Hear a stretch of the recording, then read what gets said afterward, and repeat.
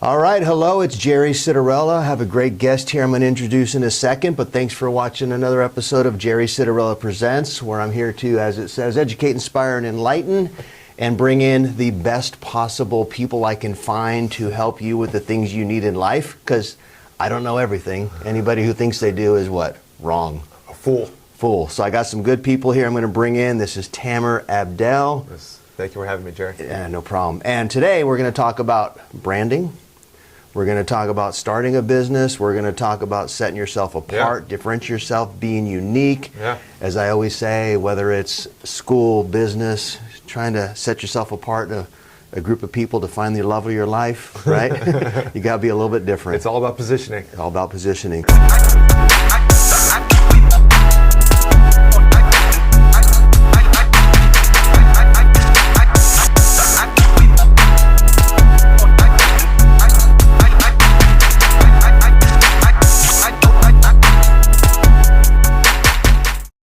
So Tamer, I want to get a little bit of your background. You know, I mean, you're on my show. They know you're credible. It's just given. But I want to get a little bit of background so people know where you came from, what's going on, and then I want to get into the meat of it. Because, you know, so many people, as you know, spend a lot of time, a lot of money, a lot of effort, and just do it wrong. Some of the important pieces, right? So tell me what your background is and how you got into the place where you are now, which is basically helping people become successful. Sure. So started off with a computer science background, then really kind of found myself starting businesses at a very early age. When I say early, I'm talking about 19 years old. Okay. By the time I was 22 years old, I had a full-fledged running web hosting company. Sold it when I was 24 years old, grew it really large. Okay. And grew this all in my parents' house. Nice. Right. I was going to say, you must have been pretty young. Yes, I was. I was. I mean, well, you were pretty young, 22, 24. What I meant is, it was a while ago. Yes. Yeah. So this is early days. You were probably a bit of an before innovator. The whole Y2K. Yeah. Gotcha. So sold it, and then kind of really understood how I got it from 0 to 1. Right. And it was all about branding. Right. It was all in the way I positioned myself, I marketed myself, I branded myself. I was just a guy in my parents' house. I had an office in my parents' room, and we grew that company extremely large to the point where it became a lot on people's radars, and we ended up getting acquired. And after that, started an actual branding agency. Okay. Knowing that what I did was actually worked, and then we helped from that point on. 20 years plus after that, we just kind of helped clients on, and during that journey, we also started my own brands as well too. So the branding company, was it small companies, mid-size, large companies, kind of whatever? Did you have a niche? Where did you work mostly? Well, it started off with the mom and pops, and then probably maybe 10 years in, we started working with like large companies, IBM, banks, consumer product, all sorts of things, from the Pepsi of the brands to cannabis brands to today real estate brands. I think at the end of the day, every business that you start and work with has a core fundamental, especially in today's time. Right. Okay, so you've done small, medium, and large. Oh yeah. And in no niche industries. So the reason I'm asking that is, sometimes you get people that are good at something, but they don't know. Yeah. So you have a broad base of experience, a broad base of knowledge, a broad base of education. So you're a good guy to talk to when we talk about whether it be small business, large business, school, sports. You want to become the team captain of your team, right? I mean, it sounds silly. It's all about positioning. But how do you position yourself and set yourself apart? Yeah. All right. It really is. It's all about your brand story. It's all about how you, it's just like trying to get a girl, right?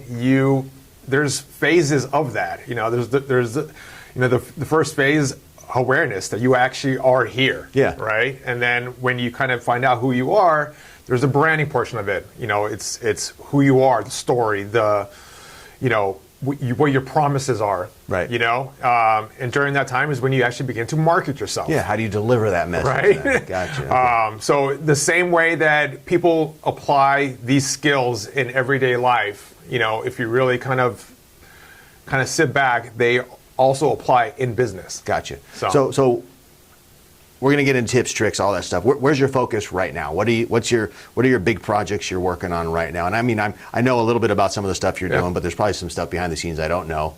But I've been fortunate to kind of watch you help develop this organization, whatever you want to call it, group. To be something that's just leading and innovative. So is that kind of your main focus? Yeah. You're still doing some outsourcing stuff? So my main thing is that I work with early stage companies. Okay. And or companies that have been around for quite some time that are looking to redefine themselves, right? That's kind of where I specialize in, right? So I moved back to Santa Cruz Valley in 2021. And during that time, I bought my first house. I've always kind of had townhomes and condos and so forth, but I bought my first house, right? And I became a homeowner with a wife and a kid. Front yard, backyard, picket fence, all look that, at you. All that. And me, the way that I think, I look at what the experience was and what could have been improved upon that on all levels, not just as how that my agent took care of things or whatever it is, but just home ownership in total, right? Gotcha. So really got involved with these guys out here that had a networking group, and they were just like, Tamer, how can we make this sexy and beautiful and attract new members and so forth? So they allowed me to do what I wanted to go and do, right? They were just like, do whatever you need to go and do. We trust you. Completely took the brand, rebranded it, and from that point on, just kind of really got involved with the home ownership experience from the real estate agents to the contractors. And we got a startup brand today called Homes and More that is looking to really do that. Perfect. And I know one little piece, which I love about you and what you did, and this may seem minor, but I know when you started working with real estate agents in their industry, you just decided to go out and get a real estate license. You figured not too many people know about that, Jerry. Sorry. But I mean, how better can you know the inner workings of something? Correct. Yeah. And I did it purely not to become an agent. Right. That's not what I want to go and do. So I purely did it to understand. Yeah. Any agents locally are watching this right now, going, "Oh shoot, we don't want to have to compete with him." Yeah. I just it's.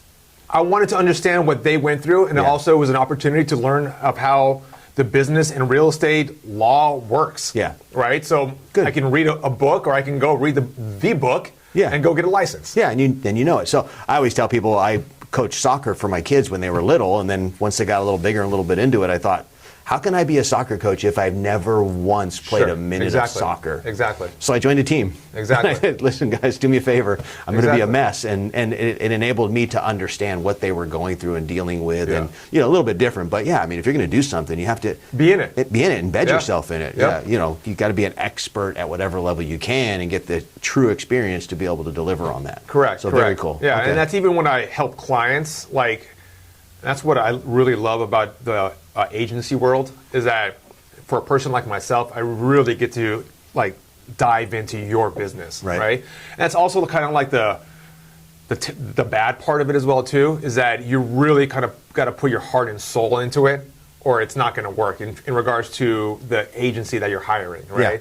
Yeah. They're the guys that are just kind of doing your little work here and there, but what I want to do is I really want to go into your business, take what's in your mind and bring it up to date in all ways. Yeah, very cool. And I'm going through that right now, and I know we've had some discussions and stuff, and sure have. And I get it, and I know I'm making some mistakes, but I think I'm doing some things right. My business is financial planning, investments, money management. I've been doing that 32 years. Yep. This is a passion project, and everybody kept asking me, well, what are you going to call it? Is it going to be your company name? And I said, no, I just want to present some things to people in a way that is understandable and easy and honest. And I think I know some people who can help me present some good ideas. And the word presents just came up, and there you go. Jerry Citarella presents, you know. And my idea with the bullhorn, just to kind of walk you through it.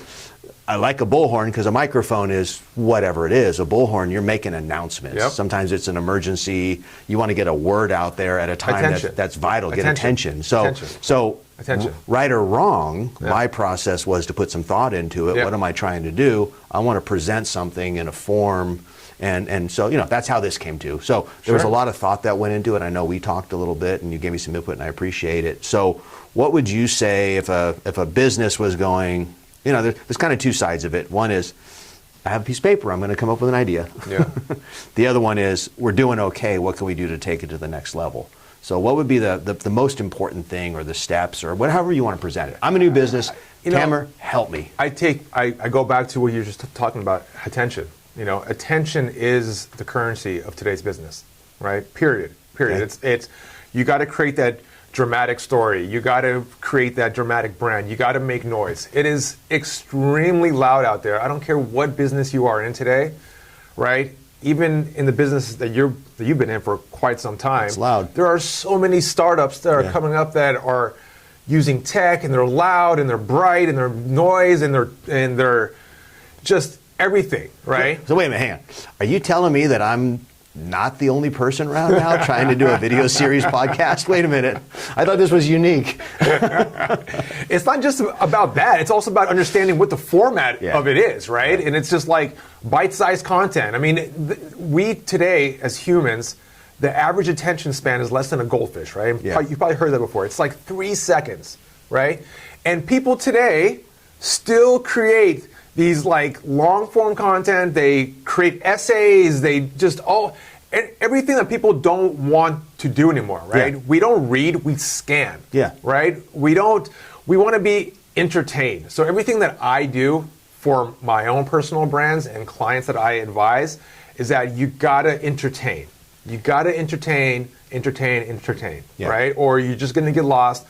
Nobody wants to hear it, right? And it's a journey from your little 10-second video to your 30-second video to your 60-second video to one day your 30-second podcast to an actual subscribe. That's a journey, and that journey takes a long time, right? And we're talking about podcasts, but that same journey also applies in actual business, right? I can tell you that from talking to, I've built hundreds of brands, not for myself. I've probably built a good handful of brands for myself, but for other clients. And I can tell you that the majority of people are just extremely naive, right? They're extremely naive, especially the ones that are what we call that are entrepreneurs, right? They're not the entrepreneurs, they're the entrepreneurs. Yeah, right? and that's a term that you hear on the Shark Tank show and some other stuff. They've watched the Shark Tanks. Yeah. I can do that. I could do that. Yeah. Right? And then you just get punched in the face, right? And I got the scars. Yeah. Right? And that, when clients work with me, they know that this guy carries the scars and he's going to avoid us from doing things that we shouldn't be doing. Yeah, you never take advice from someone who hasn't failed. Correct. You don't learn from successes, you learn from the failures. 100%. Yeah. 100%. Right. That's like definitely the school of hard knocks. Right. So if you don't know what you're doing, this is your first time, hire someone who has the Even failures. if it's not your first time, Jerry. Yeah. You know what I mean? Like I've worked with seasoned entrepreneurs that are still messing up. It's just part of business. Yeah. It's just how big the F up is, right? It's how big the F up is. My agency got acquired in 2021, and they really acquired the company because they wanted to acquire me to work for them, right? Okay. So they gave me this fancy role. I was able to take my staff, or I kept the staff that I really liked, doubled their salaries, all of that. They came along with me. Right. And this was a private equity startup in the bio space. Okay. Right? And brand new company, disruptive in the way that they're trying to go and do things, and just being a part of it from a company that was well funded. Just the mistakes they were making almost on a daily basis, right? On a daily basis, right? And for the very first time, I wasn't in the captain seat, right? I had influence, right? But I had influence, but I wasn't in the captain seat. You weren't holding the wheel. No. So did they bring you in realizing they were making mistakes, or did they bring you No. in because they weren't getting the results they were wanting? I was employee number 4, Okay, right? okay. I was employee number 4. They needed someone who had a strong tech background, but they had a marketing guy that was already there that shouldn't have been there, right? For all the wrong reasons. A lot of reasons. Yes, okay. yes, yes. Somebody's family probably.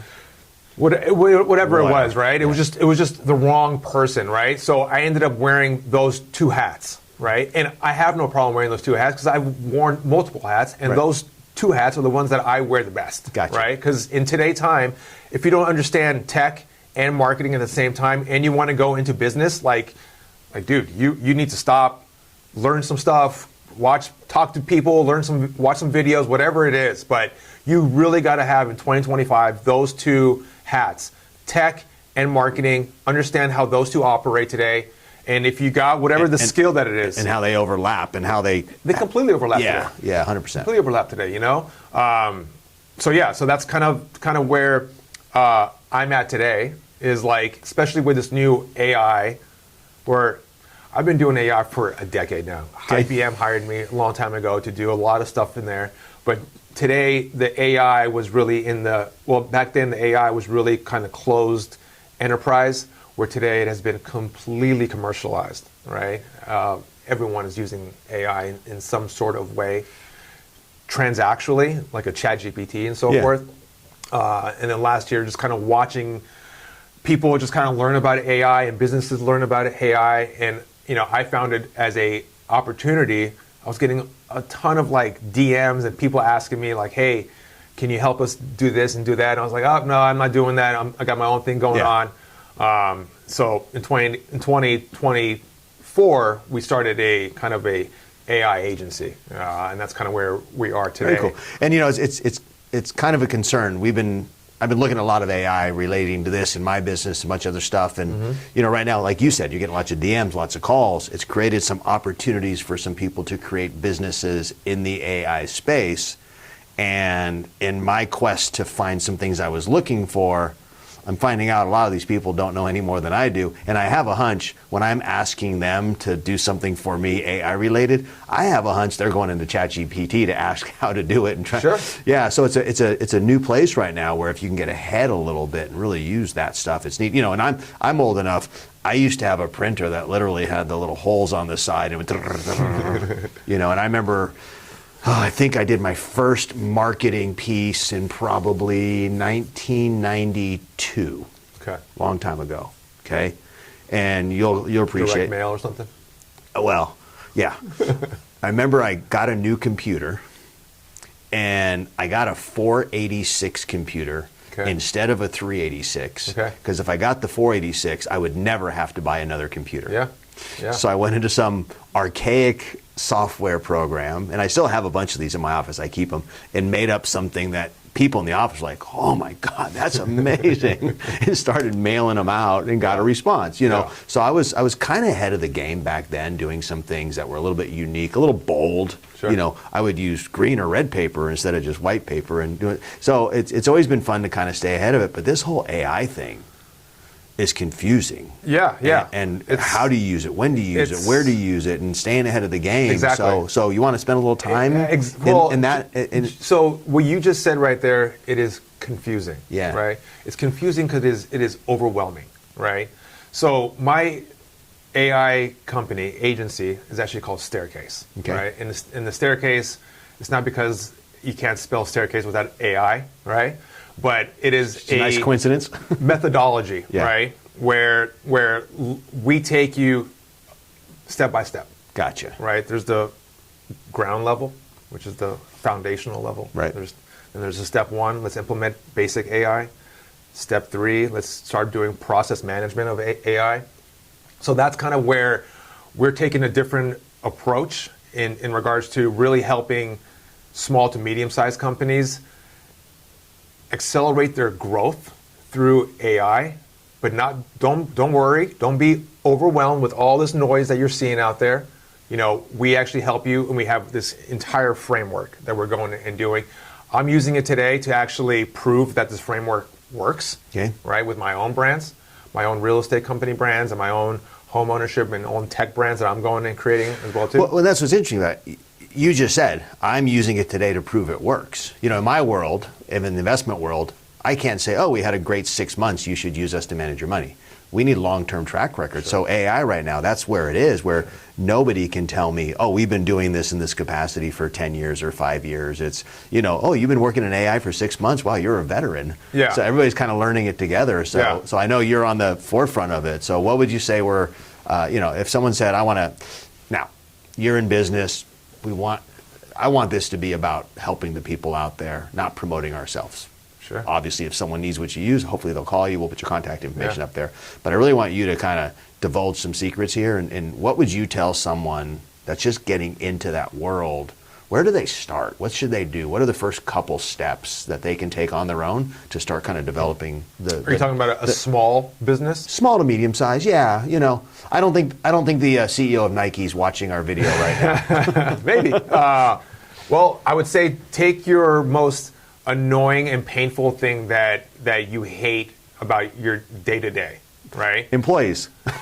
Well, I mean, yes. I mean, I would say... Actually, we have amazing employees, by the way. My company, we're very lucky. It's just people. But that's a problem. It's people and things. right? It's people. Okay, so for me, it's the paperwork, the processes, correct, the stuff. And I love talking to people. I love doing, but as soon as I have to put in notes, do follow-ups, and do that, that's where I break down. Sure, and so that would be my most annoying thing. And the easiest thing to accomplish today, and that's kind of where we see a lot of our clients asking for, is the first thing is always about marketing. How do I automate that, right? And follow-ups is part of the marketing journey, right? So yes, marketing is the first thing that the majority of people want to automate, and there are tons of tools out there. Not only tools, workflows, right? So you take all these tools. So we've done so much homework in all these tools, tested them out, played them out, and you put them in a workflow, right? And everything, and what that customer experience is. Are they filling out a form at your retail store? Are they filling out a form online? What happens then? How do you tailor the experience to them? How do you know what the tone that they want to be talked into? Or is it funny? Is it humor? And Right. a lot of that comes back down to your brand voice, right? You really got to define that. People just kind of quickly jump into automating things that should not be automated, because you got to do it manually first, right? Okay. So that's kind of the thing that I would say right now is learn your manual stuff first. Figure out what needs to be there and what doesn't need to be there. And once you've kind of figured that out, let's begin to automate things in scale, right? And that's where AI allows you to kind of really go in there, pinpoint what it is, and could accelerate your business 10x, literally 10x. Gotcha. Assuming that you have a good product. Yeah, of course. Yeah. Well, honestly, a lot of people have bad products, but they're great marketers. There's a company I'm aware of, which I won't say the name, I'll just mention the story, and it was a group of guys that were really, really good on social media, and they came out of another company and did some other stuff, and they said, okay, we have a plan, marketing plan. What product can we use? And it didn't matter if it was going to be cups, the little bubbly drinks, tape, whatever it was. Yeah. They just said, insert here. Insert here into the marketing plan. Yeah. So they got this product. It was nice, mid-range, affordable, but still something kind of cool. Okay. And then their marketing plan, I'm thinking maybe 5, 6 years, 7 years, created a $65 million sale of their company. Consumer product, I would assume. Yeah. Yeah. Yeah. They sold the company and they're still part of it. Yep. They sold it and they're still in it, making money off it, whatever. So basically they went, here's the marketing plan. I don't know, should we sell these? Should we sell these? Should we sell these? That's great. And so marketing can overcome but a lesser product. And it happened to be a good product, but it wasn't. And I would say what the backstory of that is, right? Yeah. I've heard so many of these $60 million, $100 million stories, but then when you really kind of dive into what it is and you find out that they spend millions on ad buys, right? And they're just oh, okay. So, I mean, if I had $1 million to spend on Facebook ads, what could I do with my product, right? So there's always more to it, but always is. But through social media, you can really cut. And they had brand deals and they had influencers, influencers. So they obviously spent money. Yeah. But ultimately, they had a plan, stuck a product in, sold it for a bunch. Yeah. Jerry, Awesome. there's not too many secrets Right. today. Okay. Right? There really isn't. I mean, everyone it is a influx of information online, right? It just all depends now how you take it, digest it, and apply it. Okay. So you led me right into what I was in the back of my mind thinking I want to get into. So I got a brand, I got a thing, right, wrong, or indifferent. You just said there's no secrets. So in a world of no secrets, in a world of noise, in a world where you have to be recognized as something, what is it that's going to set you apart? What's going to make you different? Brand. Okay, so the brand. Now the brand. So how do you? What's wrong in branding? What's right in branding? Are there any things that you can share with someone that say this is the thing you should focus on? This is the direction you want to go. How do you do that?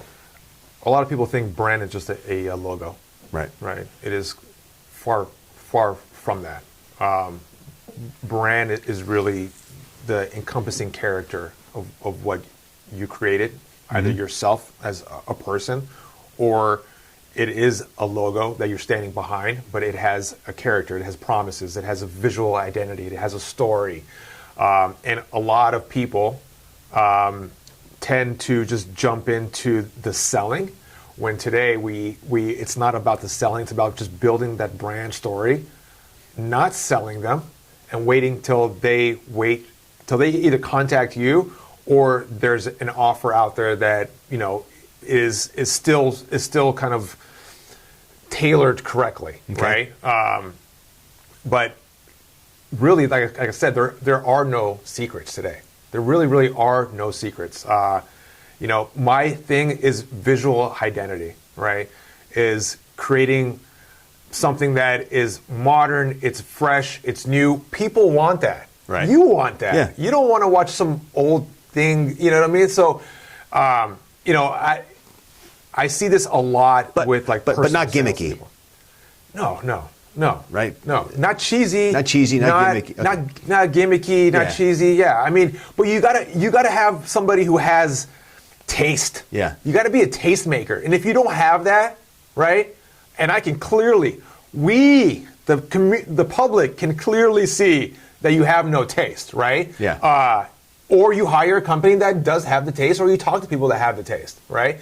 A lot of these small time people and companies, they end up just doing things themselves, and it really hurts them in the long run, right?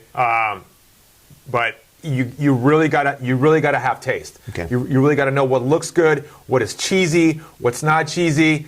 I know a lot of people say, just go out there and just create the content. Go out and create the content. But a lot of the stuff is cringe. It's freaking cringe, you know what I mean? Where you could have just if you're not good at that, Right. hey, you know what's really hot right now? AI influencers. AI influencers is a thing. You can get lost in a rabbit hole just reading about the future of AI influencers. You can get lost in a rabbit hole of how much these people are making today, right? So there are creative ways of solving for things that you are not good at. You just got to be creative. And I think at the end of the day, what separates a good business and a bad business, or a good product and a bad product and all that, is being creative. Creativity solves problems. And creativity isn't something that comes quickly.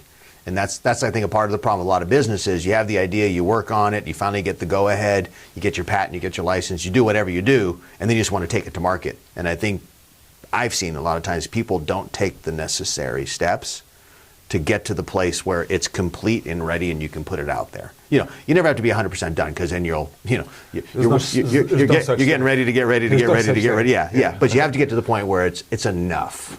It's enough, right? Because then if you're not there, then you're trying to catch up and stuff. So I think patience is a big part of it, right? I mean, If you put together a business plan, all right, I got our product, we're ready to go, let's sell. Well, back up a minute. How are you going to get out there? So I think having the patience to do it and get it right. And what I like to do is let's call it a board of directors, a consultation group, consultants. Completely agree. Whether it's my logo or my idea or my stuff or the videos that we're editing, Completely agree. there's always people that I'll take it to, and you'll always get a bunch of opinions. The problem is, if you take it to all those people, and you're too soft or not confident enough, you're never going to put anything out there because everybody's going to have an opinion about it. So you have to kind of 100%. take it all, Yes. realize you're going to get some good points, some bad points. Correct. You're going to have the people that it doesn't matter what it is, they're going to tell you you're amazing. Those are the ones you don't That's want. exactly. But you know what though, Jerry? Like, one thing that I've also kind of realized over these long years is that taking it to your friends and family is the worst thing you can do. Yeah. Because they will pat your back, they'll be Yeah. encouraging, let you know, oh, this is great, this Yeah. is that. But the market, once you put it out to the market and months go by, years go by, and you're not getting that same reaction that your friends were giving you, Right. Right? That is actually, So can we can call that a hot tip. yeah. People in business typically go around their office and go, "What do you think?"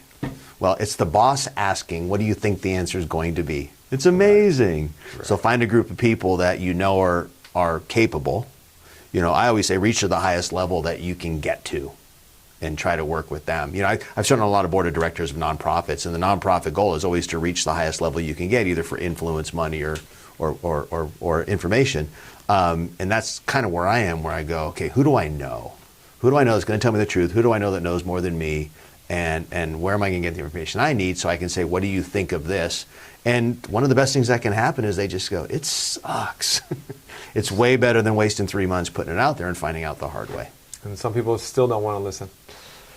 So I used this term in the last video I did, and I'm going to use it again, and I have a hunch it's going to come up. It's something that I love. It's an expression. You use entrepreneurs. Yeah. I use assholes. Assholes. Okay. That's the Assholes. These are people that ask and ask and ask, but never listen to your advice. There you go. They're assholes. Yeah, I like that one. Yeah. So I try to rule. Don't be an asshole. I try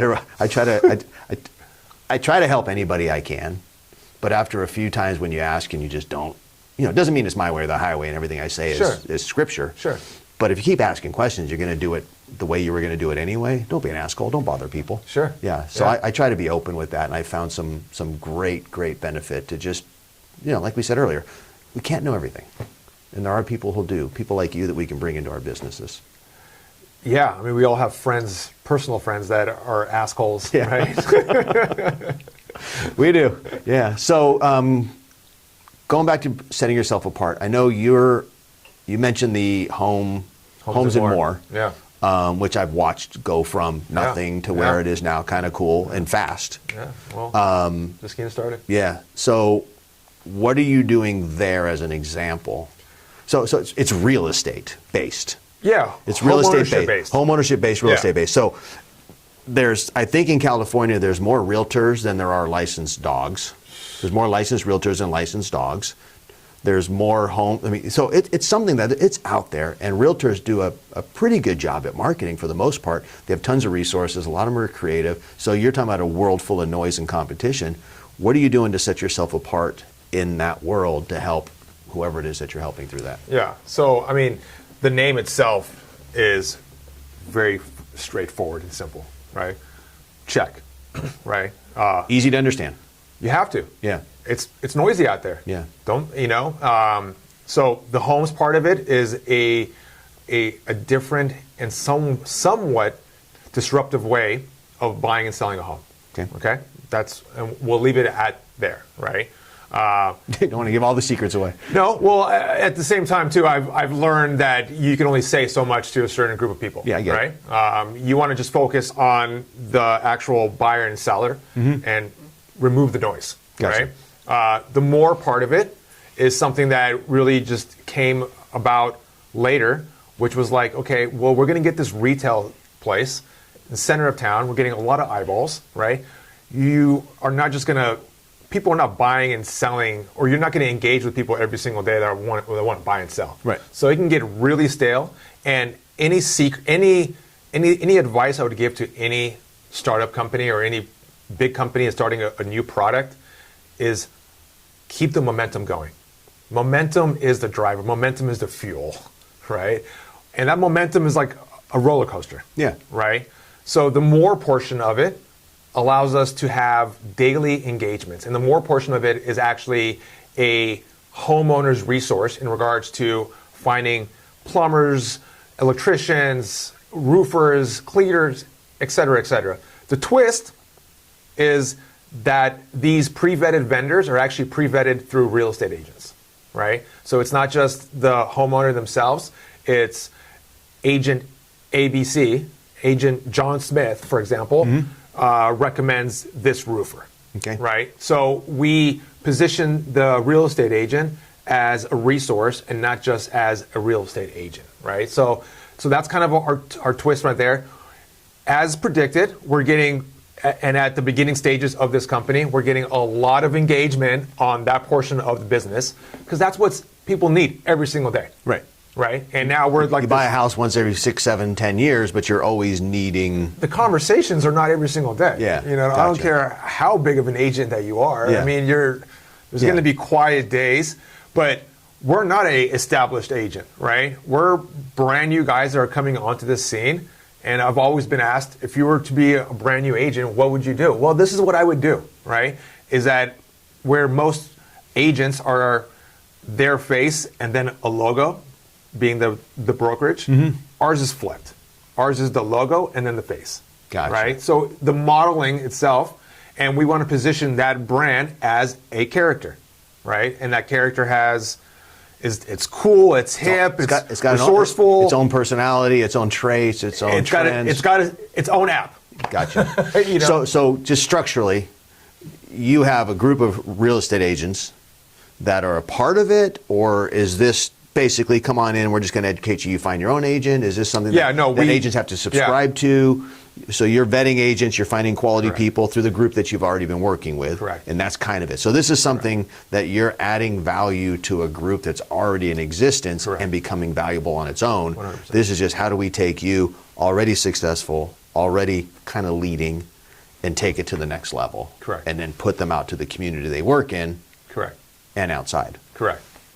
And the way that we gather our data and increase our database every single day is through the more part, knowing that at some point they'll want to buy and sell a home or whatever it is, right? Gotcha. But that's kind of really where our bread and butter is at this very early stage, is that, you know, and then we give the opportunity for agents and whomever in the real estate business to come in, promote their properties. We get a lot of traffic. Okay. A lot of walk-in, a lot of drive-by traffic, and then our digital presence will be felt. Trust me on that. It will be felt. So the idea is if an agent comes out there, and again, this could be for any business. We'll use real estate agent as an example. Comes out there and says to the public, hey, I'm a realtor. If you need a house, call me. Cool. If the timing's right, maybe they'll remember you. What you're doing is you're bringing people in through these other things they might Channels. need, this other information, and you've asked me to do some financial stuff on it. So the idea is you bring all these people in these channels, and then when they're ready, they see this group behind it, and then from that group they can choose it. So it's a way to hunt and gather Correct.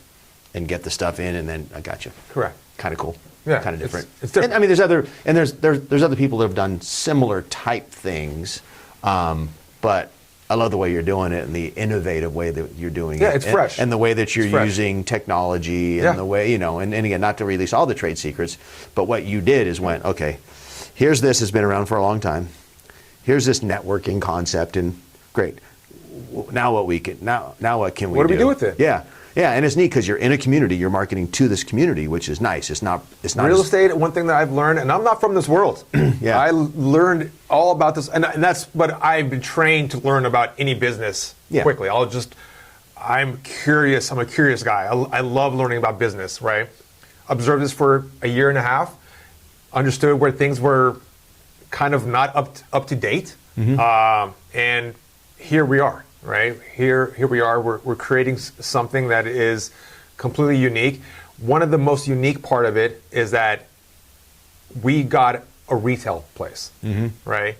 And a lot of people are like, "Why are you getting retail? This and that." Well, this piece of real estate is extremely unique. It is. Right, and at the same time, real estate, from what I've learned, is extremely hyper local.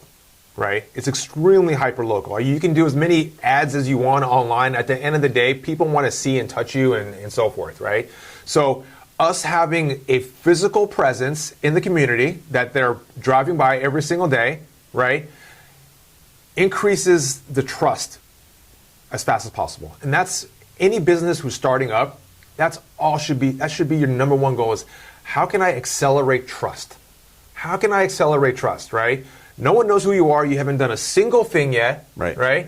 But in the world of real estate and business and so forth, having that physical retail space with that logo and the signs and all of that and that address. In a world where everybody is going away from brick and mortar, yes, you're saying for this industry, for this project, that you makes got to sense. have a physical presence. Yeah, and you went the extra mile and you found a really cool, unique place, like you said. Yes. Yeah, you know, and for people watching, it's a little kiosk in the middle of a very, very busy and high-ish end strip mall kind of place with a lot of traffic, and you're basically on the corner of the entrance. Yeah.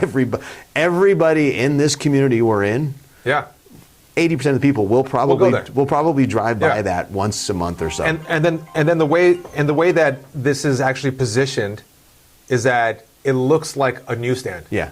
Right? So it's where you go to get your news. Where do you go to get we your called it the information. real estate newsstand. Yeah.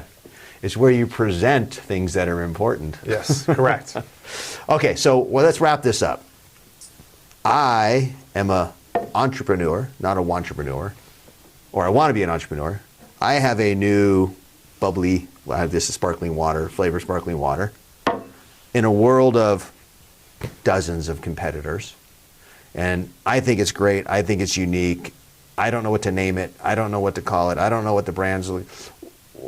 Basic steps, and I know I'm putting you on the spot here. Let's go from product to launch. Yeah. What would be the kind of important things that you would say? Do this in this order. Don't miss this, and then here's where you go before you take off. Understanding who your target audience is number one. Okay. Right. You're creating a new beverage product. What is it? Is it a health product? Is it an energy product? Is it a club product? Where do you see people drinking this? Where do you see people? Well, if it was me, it would probably be a mixer. There you go. There you go. And okay, there you go. Okay, so mine's a mixer. Even though I know it's for other stuff, I think there's a lot of people in this world that drink enough and like to enjoy themselves in a club or at a party, where I think a reasonably tasty, kind of healthy-ish mixer would be something. So there we go. So we just got to step one. Yeah. So that mixer, are you playing on trends, or are you just going to go the old school way? When I say trends, people today, there's reports today that a lot of younger people are not drinking any longer. Okay. So do you have any mocktail recipes? Gotcha. Are you going to double down on that? That is a huge category.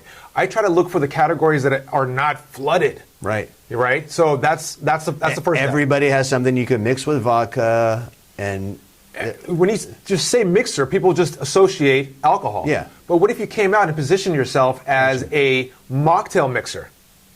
Right? Okay. And it could also be used as an alcohol mixer as well, too. Duh. Yeah. Right? So, but to me, playing on that trend and marketing to that group is a lot more exciting to me than something that's been done a million times. Because you're going to struggle. You're going to struggle to get traction. You're going to struggle to get heard of, shelf space, whatever it is. Right? So that would be my thing first, is I would direct you to... So potentially maybe a smaller market, but a much larger share of that growing market. Growing market. Gotcha. It's small today. Okay, so there we go. But it's growing. Okay, so now I know I have this amazing drink that has some health benefits to it. It's tasty. I figured out how to manufacture it. Now we're going into other markets, but we're really going to focus on the trend of younger people not wanting. And you can do so much. I mean, my mind's already going so quick, right? But you can do so much with that. Yeah. You know, the person who's in a nightclub or at a frat party and doesn't want to drink, and now they're holding this thing here and they're looking like they are drinking. Okay, so let's see if we can name it in under 60 seconds. Come on now, let's go. A name. A name. We got to name it, right? Oh, There has to be. You got to help me with that. You got to help me with that. You know, fresh take, fresh mix. Whatever it would be. I was going to say Plan B, but that doesn't sound. I would stay away from that one. The other choice is but you got fresh, you got other, you got something that says this is different. Identify it as different. Identify it as something that's going down a different path. So whatever that might be. Okay, so now we're working through it. We know we got this juice. We know we don't want to go mass market and compete against cranberry juice, Stay away from that. or the energy any of drinks these- that they mix, yeah. or anything that's Yeah. already there. So we're going to go to this niche, and then we know that we need to identify us as something other than the norm. Yes. Yeah. So whatever. I like single name mix with two X's. Yeah. Right? Focusing on that X, you start to take the X and you start to and now is your stance against alcohol? If it is, the X now can be used to take No away. alcohol. You don't got to be this person. So if you really want to go that route, you make the X part of it. Yeah, and you can almost have the X extend over into like the line with a no. you can, Yeah, you okay, can do so okay. much with that now. Okay, so now we right? got the name. Now we got that. Now we're going to go traditional media. Nope. We're going to go I social media. I would go the next step, influencer marketing for a product like this. Okay. This is heavy on the influencer marketing. So we find someone who's reasonably famous that You is find- outspoken about that. You don't they find one person, you find a bunch of micro influencers. You're talking about 10, 20, 30, 100 of them, right? And there's software today that can scale that at a great scale. I would focus on micro influencers. You want to create a lot of content, not just one big content, Gotcha. right? And studies have shown that a lot of content outweighs and outperforms One big good piece name. of content. So you would want to have, and you can easily get the traction through like a lot of like colleges. That's where a lot of this trend is actually happening. It's being found in universities around this country. And that's the group of people who are most likely to be looking at the social media and watching the influencers. Yeah, Doing either you don't feel like drinking tonight, or you don't drink at all. Yeah. That is now two different channels. Yeah. Two different pieces of content. I don't feel like drinking tonight. You can there's so many stories you can start building on, these little 15-second pieces of content that one that's watching can completely relate to. Okay. Right? And then obviously the next thing is, where can I buy it? Yeah. Or where can I try it? So I've actually helped alcohol companies and beverage companies in the past as well too. I can tell you that is one of the most hardest categories there is a beverage. Just because of all the competition. It's the number one way of selling it is through shelves, right? Especially if it's a alcohol brand, and it is extremely difficult to sell a brand new alcohol product that is not very uniquely created and shaped and so forth, and has some sort of novel story. And even if you're creating a non-alcoholic beverage, it's hard for it to be a e-commerce brand because it's so heavy to go and ship. Right? Gotcha. So it is an extremely difficult product to sell, not in the real world. Okay. And you have to help people understand the benefits of it. The old thing, you sell the sizzle, not the steak. What are you going to get out of this versus, sell me this pen, all those old things. So you really have to understand how people will benefit that from the outcome. Yeah. Gotcha. Sell Okay. me the outcome. All right. So I could talk to you all day. I'm just basically getting a free consulting here, man. Let's create that brand. Rewind, re-race. You're not going to get to see this. Sorry. Let's wrap this up. Anything else you want to add? I appreciate your input. I appreciate your time, and I know you can go real deep on a lot of stuff, and probably we can go 2 or 3 hours on this. Yeah. But fun. what I want people to realize is just there's more to this than just thinking, oh, I have this amazing, and I think that's one of the things. I have this amazing product. It's going to sell itself. No such thing. It's not.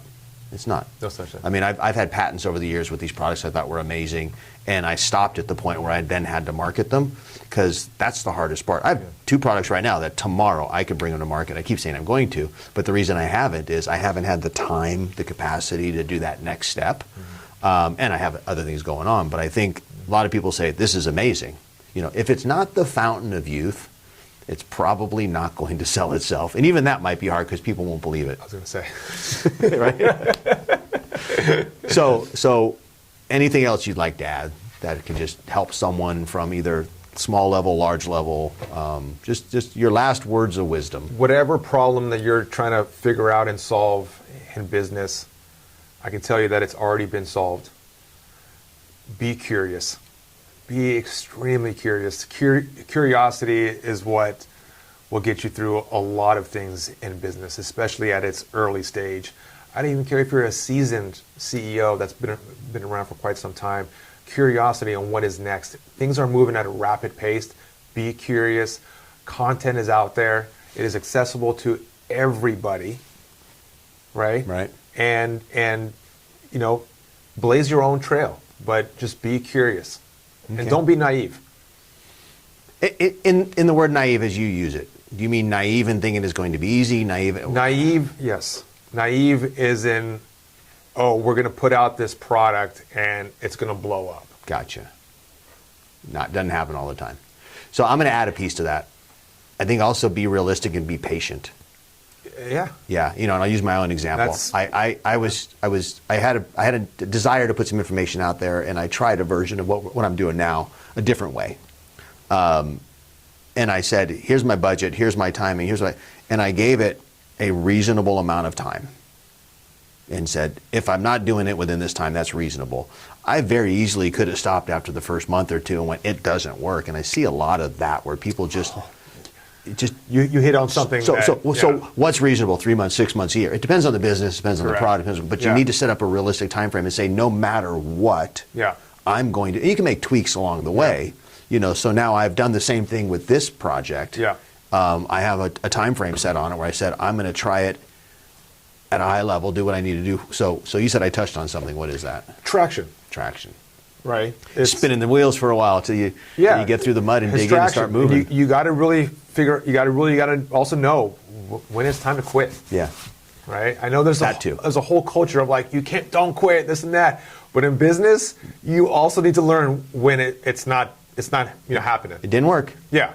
And it's all about that early traction that goes back into momentum, right? You got to keep it. You got to talk to customers. You got to learn, adjust, go out there and try it again and sell, see how they feel, you know, and then that is a process. I don't care if you're selling a new cocktail drink or you got a new software app or you're a brand new real estate agent. Yeah. Right? It all is the same exact thing. It's all about traction, momentum, adjusting, speaking to customers. What am I doing wrong? What could I do better? And it is a very extremely difficult game. It is an extremely difficult game, especially today, especially in this country where the barrier of entry of any company to be started is extremely low. You can literally today, and I've been in this for a long time, you can get a logo, get a website, file for a corporation, all that in like an afternoon. Yeah. Right? Have a social media Instagram, do your first post, easy, and you're up and running. Then the hard part starts. Yeah. So the way I've described a business to lots of people opening a business is I always describe it as a small plane. You know, the little single engine planes, you're at the airport. So there's a lot of stuff that goes into even getting ready to start trying to move, right? You got to check balances, check the air, go through your checklist, check your gauges, make sure there's fuel. There's a lot of stuff you need to do before you can start moving. And then when it comes down the runway, what happens? It's making a lot of noise, right? There's just a lot going on, and it just, are we going to get up before we hit the wall, right? You've heard the little planes. Yeah, sure. And then they take off, and as they're going up, they're screaming, full RPMs, full throttle, and you're going, you're trying to climb, right? Yeah. And then all of a sudden you get to the place where you're up there, and then you can level off, right? If you can get there.